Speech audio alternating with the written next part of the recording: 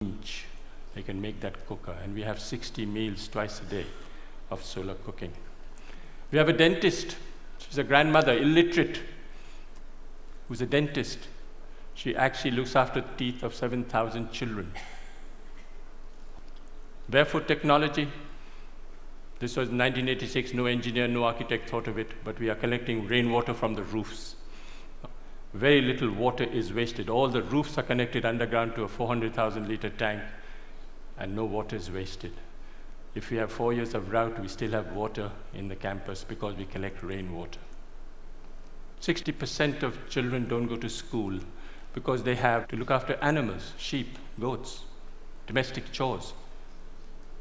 So we thought of starting a school at night for the children. We call the night schools of Thilonia. Over 75,000 children have gone through these night schools because it's for the convenience of the child, it's not for the convenience of the teacher. And what do we teach in these schools? Democracy, citizenship, how you should measure your land, what you should do if you're arrested, what you should do if your animal is sick. This is what we teach in the night schools. But all the schools are solar lit. Every 5 years, we have an election between 6 to 14-year-old children participate in a democratic process, and they elect a prime minister. The prime minister is 12 years old. She looks after 20 goats in the morning, but she's prime minister in the evening. She has a cabinet, Minister for Education, Minister for Energy, Minister for Health, and they actually monitor and supervise 150 schools for 7,000 children. She got the World's Children's Prize 5 years ago, and she went to Sweden. First time ever going out of a village, never seen Sweden, wasn't dazzled at all by what was happening. And the Queen of Sweden, who's there, turned to me and said, "Can you ask this child where she got her confidence from? She's only 12 years old, and she's not dazzled by anything." And the girl who's on her left turned to me and looked at the Queen straight in the eye and said, "Please tell her I'm the Prime Minister."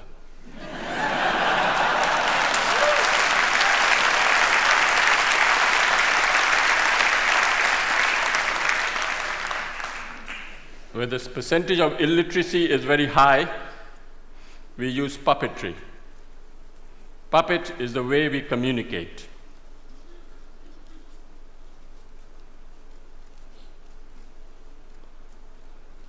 You have Joachim Chacha, who's 300 years old. He's my psychoanalyst, he's my teacher, he's my doctor, he's my lawyer, he's my donor. He actually raises money, solves my disputes. He solves my problems in the village. If there's tension in the village, if the attendance in the schools go down and there's a friction between the teacher and the parent, the puppet calls the teacher and the parent in front of the whole village and says, "Shake hands, the attendance must not drop." These puppets are made out of recycled World Bank reports.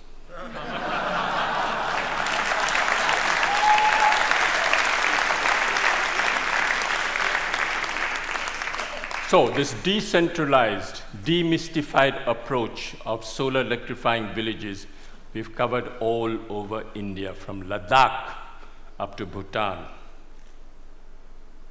All solar electrified villages by people who have been trained. When we went to Ladakh and we asked this woman, at minus 40, you have to come out of the roof because there's no place, it's all snowed up on both sides. And we asked this woman, what was the benefit you had from solar electricity? And she thought for a minute and said, "It's the first time I can see my husband's face in winter." Went to Afghanistan. One lesson we learned in India was men are untrainable. Men are restless, men are ambitious, men are compulsively mobile, and they all want a certificate. All across the globe, you'll have this tendency of men wanting a certificate. Why? Because they want to leave the village and go to a city looking for a job. So we came up with a great solution: train grandmothers. What's the best way of communicating in the world today? Television? No. Telegraph? No. Telephone? No. Tell a woman.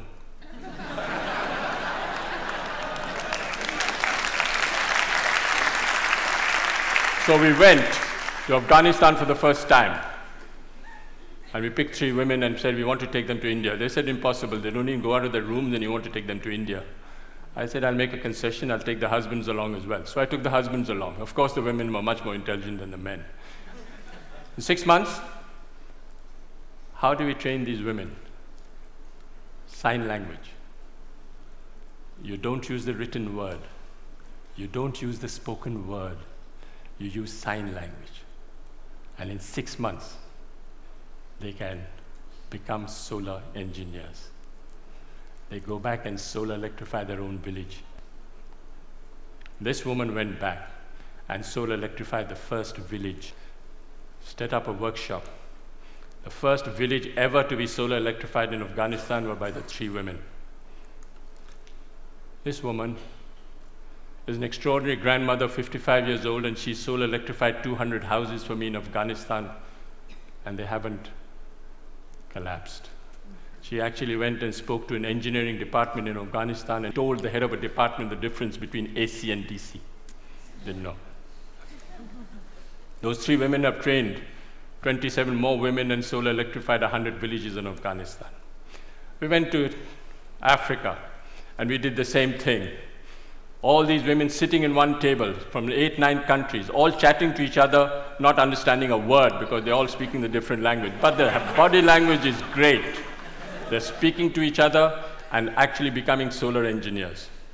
I went to Sierra Leone, and there was this minister driving down at the dead of night, comes across this village, comes back, goes into the village, says, well, what's the story? They said, these 2 grandmothers. Grandmothers? Minister couldn't believe what was happening. Where did they go? Went to India and back. Went straight to the president. He said, do you know there's a solar electrified village in Sierra Leone? He said, no. Half the cabinet went to see the grandmothers the next day. What's the story? So he summoned me and said, can you train me 150 grandmothers? I said, I can't, Mr. President, but they will. The grandmothers will. So he built me the first barefoot training center in Sierra Leone, and 150 grandmothers are being trained in Sierra Leone. Gambia. I went to select the grandmother in Gambia. Went to this village, I knew which woman I would like to take. The community got together and said, I'll take these 2 women. I said, no, I'm going to take this woman. They said, why? She doesn't know the language, you don't know her. I said, no, I like the body language, I like the way she speaks. Difficult husband, not possible. Call the husband. Husband came. Swaggering, politician, mobile in his hand, not possible. Why not? The woman, look how beautiful she is. I said, yeah, she's very beautiful. What happens if she runs off with an Indian man? That was the biggest fear. I said, she'll be happy, she'll ring up in a mobile. She went like a grandmother and came back like a tiger. She walked out of the plane and spoke to the whole press as if she was a veteran. She handled the national press, and she was a star. And when I went back 6 months later, I said, where's your husband? Oh, somewhere, doesn't matter. Doesn't matter. Doesn't matter. Success story.